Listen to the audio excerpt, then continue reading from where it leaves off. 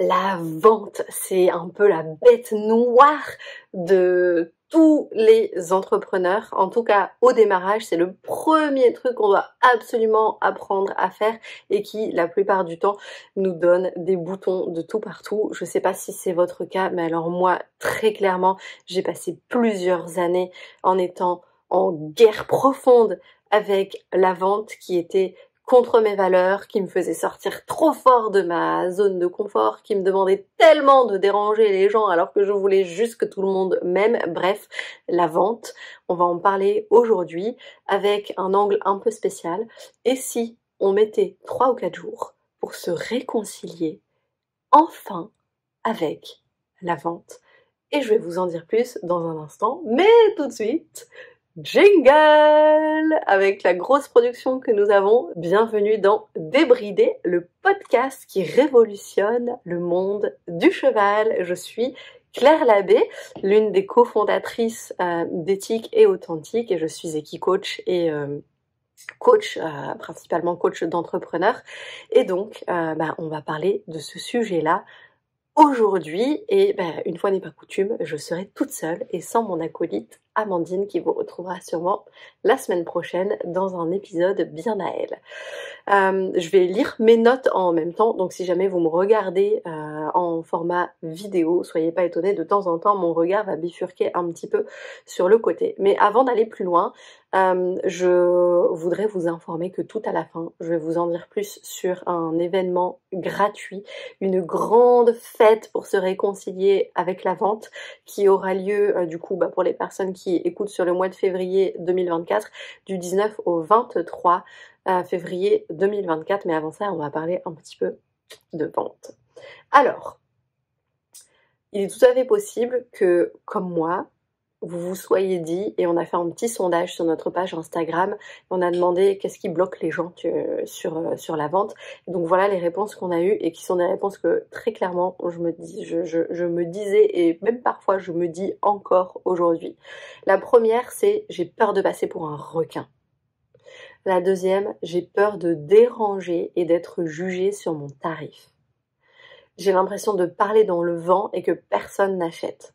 J'ai l'impression de forcer quand je vends. La prospection pure et dure, ça me donne de l'urticaire. Putain, c'est imagé quand même. Hein.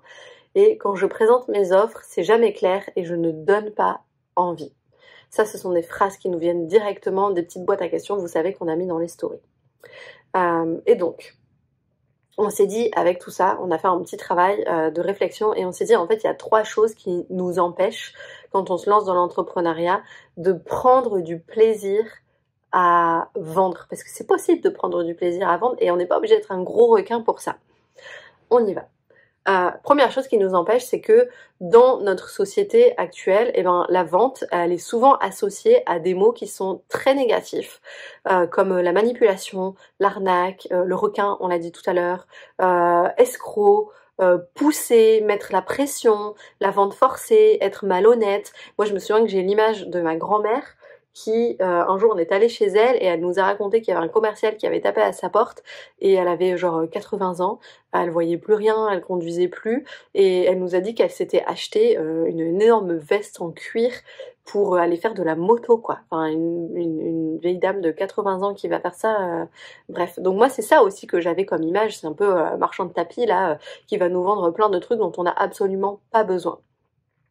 Et donc, même si nous, en tant que coach, équicoach, moniteur d'équitation, praticien qui faisons des soins sur les chevaux, graphistes, photographes, tout ce qu'on veut, alors même qu'on a des super prestations de services et des superbes accompagnements à offrir, on est obligé de passer par la case criminel, c'est-à-dire on est obligé de passer par la case je suis obligé de devenir un gros pouilleux de la vente pour pouvoir enfin faire ce que j'aime. Et donc avec toute l'image que la société a et du coup que nous aussi on s'est inculqué émotionnellement sur la thématique de la vente, c'est normal qu'on ait des gros conflits intérieurs et qu'il y ait une part de nous qui résiste à vendre puisque vendre, c'est se transformer en requin, puisque vendre, c'est se transformer en mauvaise personne, malhonnête, et on n'a pas envie de devenir ça. Donc c'est normal qu'il y ait des conflits à l'intérieur de nous. Maintenant, la question, c'est qu'est-ce qu'on va en faire de ces conflits et comment est-ce qu'on va réussir à trouver de la paix et à les résoudre aussi. Le deuxième point qui nous empêche de prendre du plaisir à vendre, puisque je réitère que c'est possible de prendre du plaisir à vendre, eh bien c'est que vendre, c'est grosso modo se faire rejeter 95 fois sur 100 où on présente une offre ou un accompagnement. Il y a Mailchimp, qui est un outil de mailing qui envoie des emails, qui a mené une étude récemment et qui a fait une estimation de ce qu'ils appellent un bon taux de conversion. Donc un taux de conversion, ça va être le nombre de personnes qui ont vu une page où on présente une offre versus le nombre de personnes qui ont cliqué sur le bouton pour acheter cette offre. Et donc eux, ils estiment qu'un bon taux de conversion, c'est entre 2 et 5%. Donc ça veut dire très clairement que 95% du temps, au mieux, vous êtes ignoré, au pire, vous vous prenez un bon gros non dans la gueule, et encore, parfois, il y a des personnes qui sont pas polies et qui vont venir vous faire le petit commentaire qui va bien et qui va juste appuyer sur la bonne blessure qui est là, et du coup, là aussi, tu m'étonnes que t'as pas envie d'aller vendre, si c'est pour te faire rejeter, si c'est pour te faire critiquer, si c'est pour te faire nier, si c'est pour te faire ignorer, bref, si c'est pour te faire mal. Notre cerveau est fait pour fuir la douleur, et clairement, il y a beaucoup plus souvent de la douleur que un résultat qui nous est favorable dans la vente, et donc on fuit. Voilà, c'est normal, on fuit. Point numéro 3, vendre, qui nous bloque, hein. Donc vendre, c'est accepter de se donner de la valeur. Surtout quand on travaille dans les services, c'est très difficile de dissocier son service de soi, surtout quand c'est nous qui donnons le service, et donc on arrive sur le joli terrain de l'amour de soi. On arrive sur ce joli terrain de l'estime de soi, avec des associations du type « ouais, mais vendre, c'est se la péter, vendre, c'est se donner à soi ». Et du coup, si on se donne à soi et que on ne voit pas la valeur, on se donne à soi de l'argent, du coup, il y a quelqu'un qui nous donne de l'argent en échange d'un service pour lequel nous, on ne voit pas toute la valeur qu'il y a, c'est normal qu'on n'arrive pas à accepter de recevoir l'argent. Logique. Donc ça nous demande aussi de travailler énormément sur qu'est-ce que je suis, ou à quel point mon réservoir et à quel point ma porte est ouverte au champ de l'abondance, à quel point ma porte est ouverte à recevoir, et à quel point du coup je m'aime pour m'autoriser à accepter de l'aide, du soutien, de l'argent, de l'abondance dans ma vie. Et là aussi, on vit dans une société qui, en tout cas dans la société occidentale francophone dans laquelle on vit, qui est une société assez judéo-chrétienne, dans laquelle on nous apprend le don de soi, on nous apprend l'humilité, et donc on pourrait presque se sentir coupable de trouver que dans nos produits et nos services, il y a de la valeur, et en plus de le communiquer. Voilà, donc ça fait quand même 3 points qui font que franchement, c'est pas étonnant que ce soit challengeant de vendre pour tout à chacun. On n'est pas tous nés commerciaux, et donc ça va nous demander d'aller muscler des choses, d'aller nettoyer en profondeur tout ce rapport qu'on a à l'argent, à la vente, au regard des autres, à soi, à sa capacité à recevoir, à sa capacité à voir le beau en nous. Ça fait un sacré pain sur la planche, comme on dit, mais c'est pour ça que je trouve que l'entrepreneuriat est absolument merveilleux, parce que pour moi, c'est aussi presque juste un prétexte à se développer personnellement et à apprendre à s'aimer tel qu'on est. Et je pense que c'est quand on s'aime vraiment de plus en plus juste comme on est, qu'on peut s'autoriser à expérimenter, à se tromper, à faire des erreurs, et donc accepter aussi des non dans la vente pour pouvoir enfin avoir des oui avec des personnes avec qui ça résonne vraiment. Et vous allez peut-être me dire, mais du coup, c'est quoi le lien avec les chevaux dans l'histoire? Et bien moi, ce qui m'aide à me réconcilier avec la vente, c'est ce que m'inspire les chevaux pour pouvoir vendre en restant vraiment moi et en accord avec mes valeurs et donc en étant plus éthique qu'un requin ou qu'un vendeur de tapis. Et j'entends souvent, je ne sais pas si vous avez déjà entendu, moi j'ai appris des stratégies de marketing et de vente avec ces termes-là. Chasser du client, ça m'allait pas. Et puis après, j'ai aussi appris d'autres termes qui paraissaient un peu plus doux que chasser du client, c'était pêcher du client. Voilà. Donc plutôt que d'aller à la chasse, on va aller pêcher. On reste quand même sur un vocabulaire qui est ultra prédateur. Et donc, moi j'ai envie de dire, c'est pas parce que les autres ils vont à la chasse ou à la pêche aux clients que nous on doit faire pareil. Et donc, on a décidé de créer un challenge pour changer les paradigmes et pour se rendre compte qu'on n'est pas obligé de faire ça, que c'est vraiment beaucoup une question de comment on voit les choses et quelle intention on met, et l'intention qu'on met dans la vente, elle va aussi influer sur les comportements, et parfois ça se joue à pas grand chose en termes de comportement, mais c'est pas grand chose qui font toute la différence. Je vais vous donner un exemple. Vous avez sûrement déjà reçu plein de messages de gens qui s'abonnent à votre compte sur LinkedIn, sur Instagram, sur Facebook, etc. Et puis qui vous envoient un mail en vous disant de but en blanc: bonjour, moi c'est machin, j'ai une super offre en ce moment, tiens, clique sur ce lien pour en profiter. C'est ce qui s'appelle de la prospection à sec de chez ASEC. Et bon là clairement on va à la chasse, soyons clairs. Sauf que chasser ça fait fuir. Pousser, ça fait fuir. Et donc pousser des informations comme ça par message, ça fait fuir. Une intention qui serait non prédatrice, ça serait de créer du lien déjà, de s'intéresser un petit peu à l'autre et puis d'envoyer un message en disant bonjour, voilà, je viens de m'abonner à ton compte, félicitations pour ton travail, j'adore ça, voilà, avec ce avec quoi je connecte peut-être. Et puis après, rien n'empêche de dire qu'on a une opportunité en ce moment ou de solliciter de l'aide. Franchement, moi, je reçois plein d'autres messages qui sont ultra sympas de personnes qui sont sincères et qui disent voilà, en ce moment je suis en train de faire une offre particulière pour les personnes qui veulent ça, est-ce que ça t'intéresse, ou est-ce que tu voudrais bien me filer un petit coup de main pour m'aider à trouver des clients. Et on n'envoie pas le lien tout de suite, on attend d'avoir une réponse, d'avoir un consentement pour savoir si oui ou non on peut aller plus loin dans la conversation. C'est vachement plus éthique, c'est vachement plus agréable à recevoir et on se prend beaucoup moins de non dans la gueule.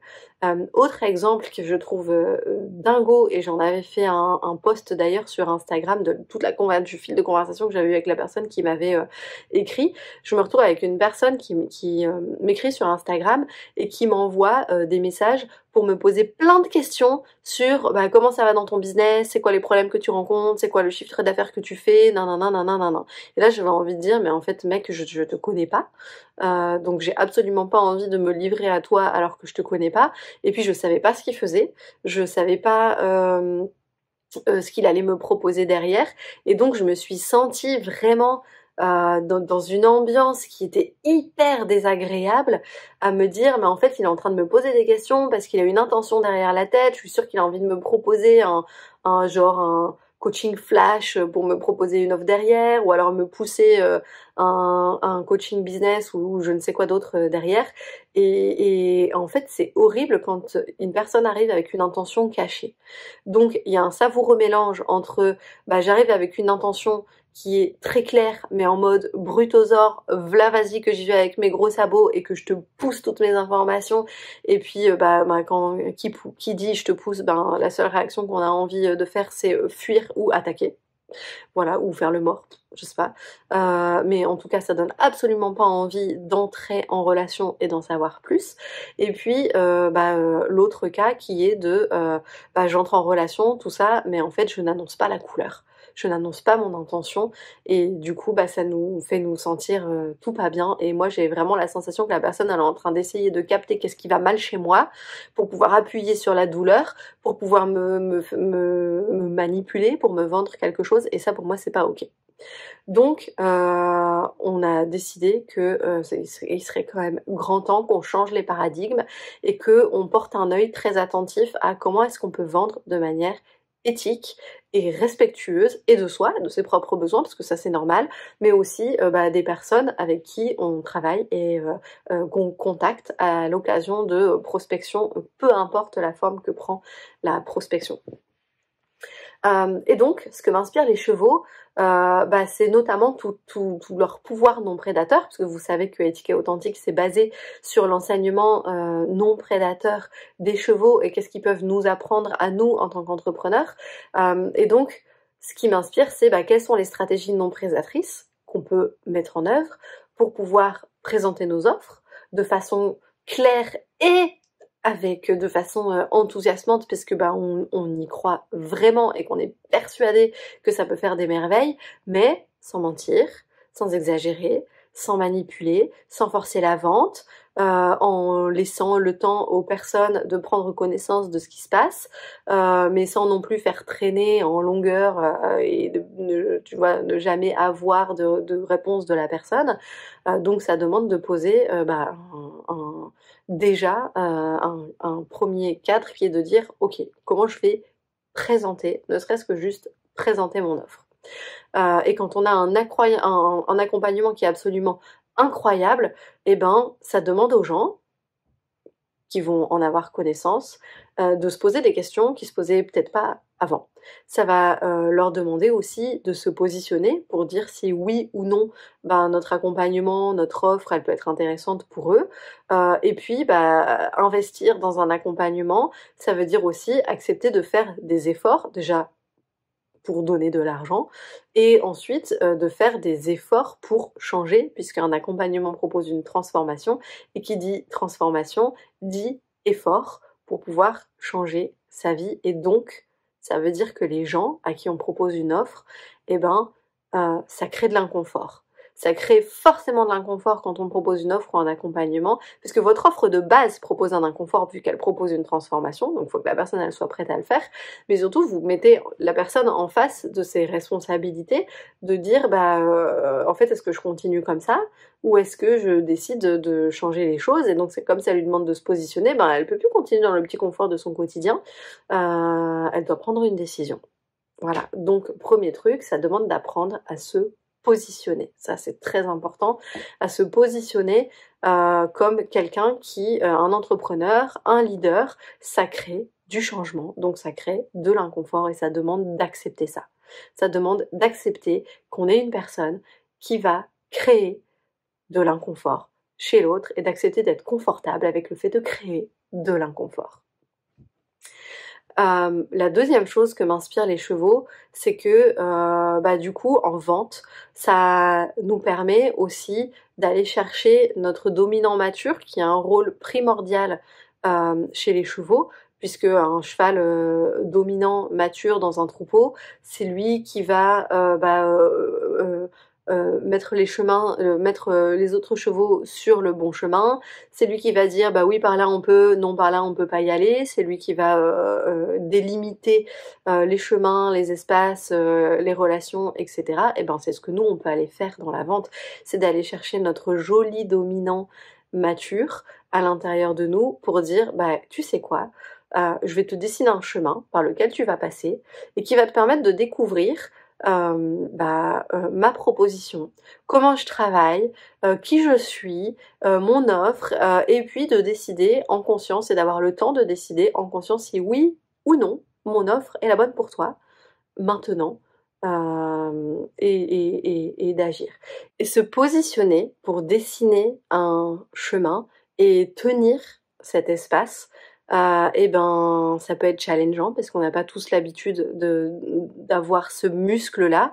Ça nous demande aussi de prendre soin de nos propres besoins pour pas avoir des gens qui traînent à répondre, pour pas laisser les gens nous appeler jusqu'à 10h du soir pour avoir des renseignements, pour dessiner un chemin qui vous permet de pas être à la botte de toutes les personnes qui sont en train d'essayer de vous appeler pour avoir plein de renseignements, et que vous traciez un chemin qui vous permet de respecter vos propres besoins. Moi, j'ai tracé un chemin qui permet de respecter mes propres besoins en utilisant beaucoup l'informatique. Maintenant qu'il y a quelqu'un qui est intéressé pour un de mes accompagnements, c'est simple, il va sur le site internet, il choisit par exemple le programme Devenir entrepreneur et quand les portes sont ouvertes, et ben tout seul, il peut choisir le créneau qui l'intéresse, répondre à un questionnaire de candidature, choisir la date pour son entretien de candidature et puis ensuite l'informatique envoie les mails, les trucs et les machins et moi le seul truc que j'ai à faire c'est me pointer avant l'entretien en ayant lu les réponses au questionnaire pour pouvoir être pleinement présente pour l'entretien et je me suis enlevé une palanquée d'heures de réunion derrière mon ordinateur à envoyer des emails pour confirmer la réunion, de trucs et de machins et de bidules et tout ça.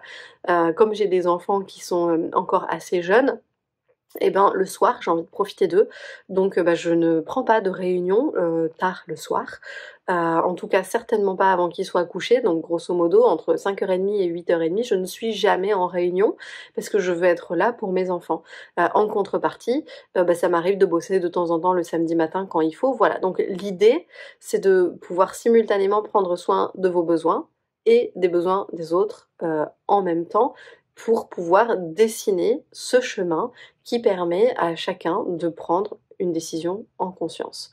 De est-ce que votre offre elle est faite pour eux ou pas et de pas vous appeler à la dernière minute ou de pas vous dire oui mais peut-être et puis après finalement c'est non bref voilà donc mais se positionner comme ça ça peut nous rendre très très vulnérables parce que c'est des choses dont on n'a pas l'habitude mais la vulnérabilité c'est juste une émotion qui nous indique que on est au bord du changement, on est au bord de l'inconnu, on est en train de faire quelque chose donc on n'a pas l'habitude, on est en train de muscler des nouvelles compétences et le seul message de la vulnérabilité c'est de dire en fait c'est inconfortable mais j'y vais quand même mais j'y vais pas n'importe comment. Je vais trouver du soutien pour pas me rentrer en mode total panique pendant que je suis en train de passer à l'action. Donc c'est ça aussi que nous apprennent les chevaux, c'est aller muscler des parts de nous qu'on n'a pas l'habitude de pratiquer pour pouvoir, et notamment là je vous parle de cet aspect de créer du cadre, pour pouvoir créer un chemin qui est respectueux de vous et des autres et qui permet à chacun de faire son petit bonhomme de réflexion pour que ce soit une véritable rencontre entre vous et votre prospect pour savoir si oui ou non ça va matcher et de se décider. Donc pas de pousser à l'action avec un système qui dit l'offre expirera dans 30 secondes. Pim, poum, pim, poum, pim, poum. Moi je fais pas ça. Notamment pour les accompagnements qui ont un fort investissement financier, souvent la personne demande à peu près 2-3 jours pour pouvoir se décider et moi je trouve ça tout à fait normal parce que je pense que c'est important qu'une personne ne soit pas avec un système nerveux complètement en PLS et qu'elle sache plus comment elle s'appelle tellement on lui a mis la pression, qu'elle prenne des décisions qui sont irrationnelles, qu'elle se mette en danger financièrement, qu'elle prenne une décision parce qu'elle a peur de manquer quelque chose alors qu'en fait c'est mon accompagnement était pas du tout fait pour elle là maintenant donc je préfère laisser le temps aux gens de prendre une décision qui soit vraiment réfléchie et vraiment consciente, alignée avec le cœur, alignée avec le cerveau aussi, parce que du coup j'ai des clients qui sont engagés et qui vont jusqu'au bout et on se farcit pas d'être obligé de se supporter alors que en fait on a pris la mauvaise décision de travailler ensemble. Donc moi j'ai très très très très peu de décrochage dans mes offres et dans mes accompagnements, je pense que j'en ai maximum un par an.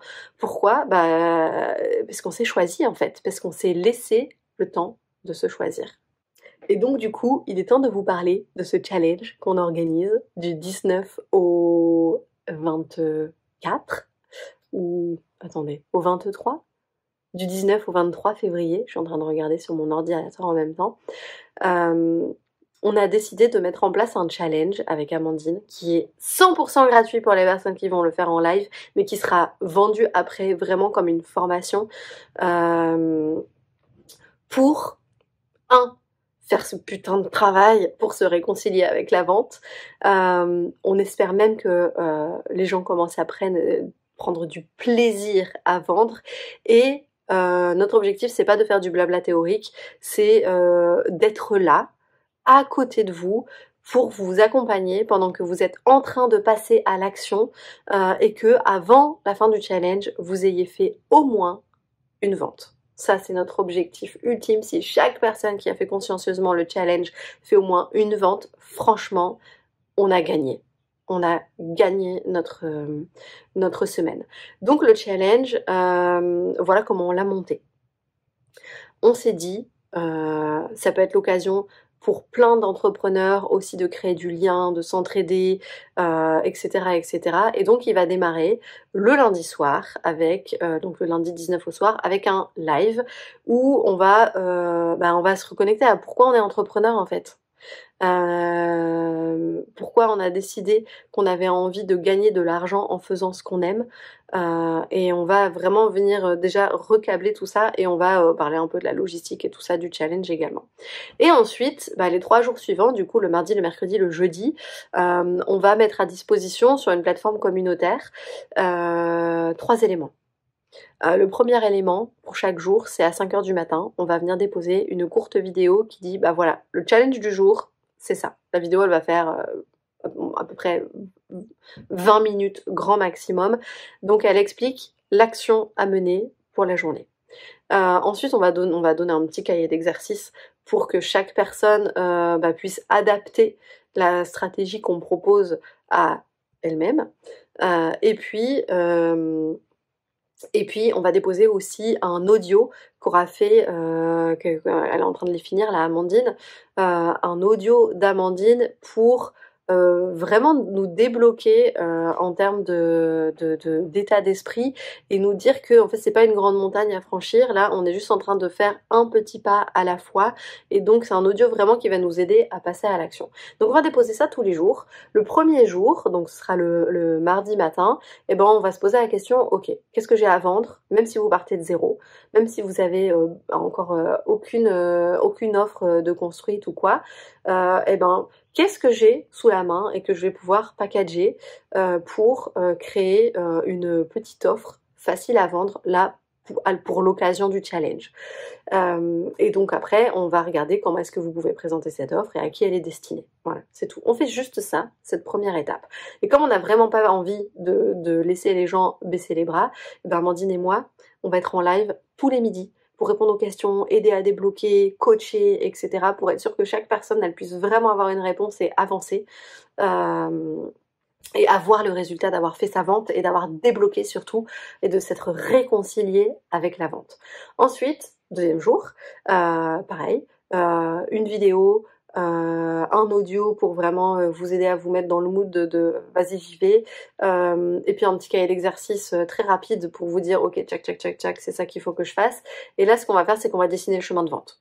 Tout simplement, on va juste dessiner le chemin de vente et on va lister les personnes qu'on connaît autour de nous qui pourraient être intéressées par cet accompagnement ou qui connaissent quelqu'un qui pourrait être intéressé par cet accompagnement qu'on a choisi la veille.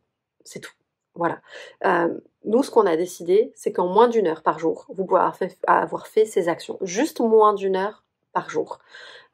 Et franchement, moins d'1 heure par jour pour faire sa vente à la fin et avoir appris plein de choses sur la façon de vendre de façon éthique et avoir en plus amélioré son rapport à la vente pour gratuit, soyons clairs, on pouvait pas faire mieux.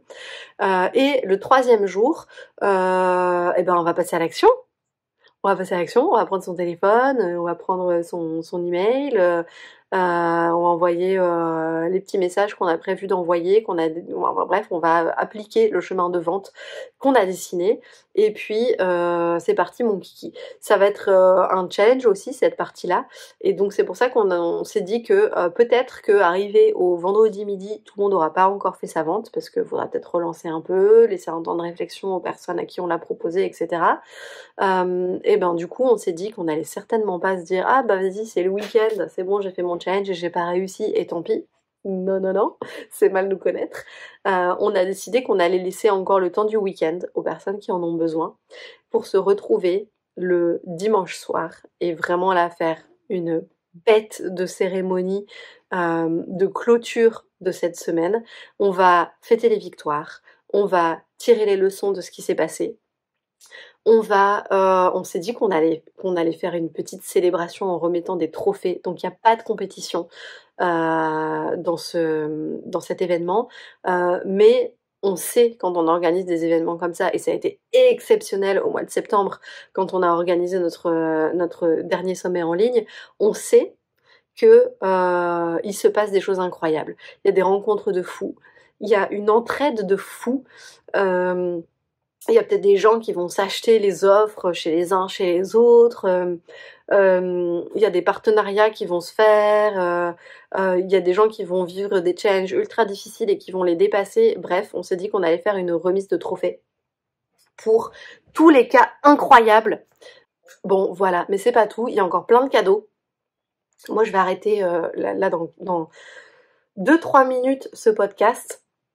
Mais grosso modo, ce que je voudrais dire en termes de cadeaux, c'est que on veut vraiment qu'on reste dans cet esprit de communauté et d'entraide. Donc on ouvre une communauté spéciale en ligne à l'occasion de cet événement. Donc vous allez en vous inscrivant à ce challenge, et ben vous avez accès à un espace où il y a vous pouvez remplir votre profil et voir les profils des autres et créer du lien.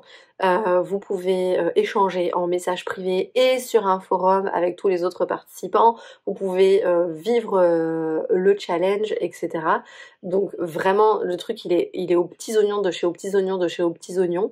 C'est un moyen aussi pour Amandine et moi d'apporter un maximum de valeur pour aider sur ce sujet qui est ultra sensible, la vente à des personnes qui n'ont pas encore les moyens de se payer nos accompagnements.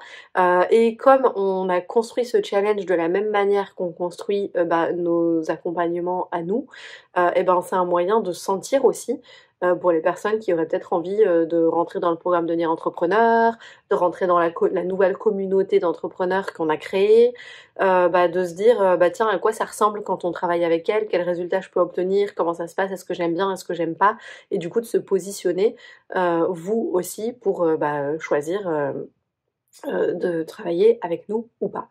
Et donc à la fin de ce challenge, on ouvre, parce que cette année on a décidé de ne pas laisser ouvertes les portes du programme Devenir Entrepreneur tout le temps. Donc cette année on va ouvrir les portes du programme à l'occasion de ce challenge, et pour toutes les personnes qui ont fait le challenge, mais qui n'ont pas juste qui se sont inscrits, hein. Pour toutes les personnes qui ont vraiment fait le challenge, on offre jusqu'à 1 000 € de réduction. 1 000 € de réduction pour rentrer dans le programme Devenir Entrepreneur. Ça se fait sur candidature, donc forcément il y a une petite interview pour qu'on puisse voir ensemble si le programme il est vraiment fait pour vous accompagner. Si c'est pas le cas, on le dit très clairement. Si on n'est pas les bonnes personnes pour vous, c'est pas le bon moment a priori, c'est pas la bonne formule, on vous le dit parce qu'on va pas vous arnaquer.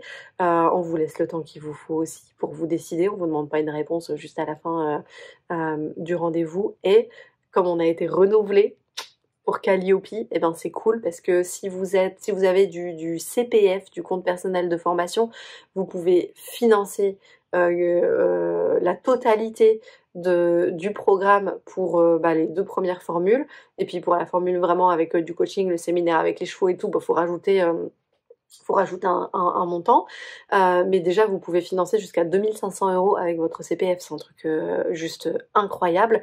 Et Vivea, pareil. Pour les personnes qui sont à la MSA et qui sont chez Vivea, c'est pareil, les portes sont ouvertes avec ces 2 partenaires. Donc ça, on est trop content de permettre ces financements-là. Bref, je divague sur le programme Devenir Entrepreneur, mais tout ça pour dire que ce sommet du coup qui va être un challenge, c'est du coup la 2e édition de nos sommets challenge, la première ayant eu lieu en septembre, sous format de sommet qui ouvrait vraiment sur les perspectives. Et là on s'est dit, on a envie plus d'aider les gens à passer à l'action, et le sujet numéro 1 pour démarrer son année en 2024 en se débarrassant une bonne fois pour toutes de ce boulet de rapport horrible à la vente, c'est de regarder les choses en face, dans un environnement où on est en sécurité, où on est accompagné, où on est guidé pour pouvoir faire ce travail et enfin débloquer notre rapport à la vente. Ça veut pas dire que comme par miracle, je suis pas en train de vous dire que j'ai une formule magique et bim,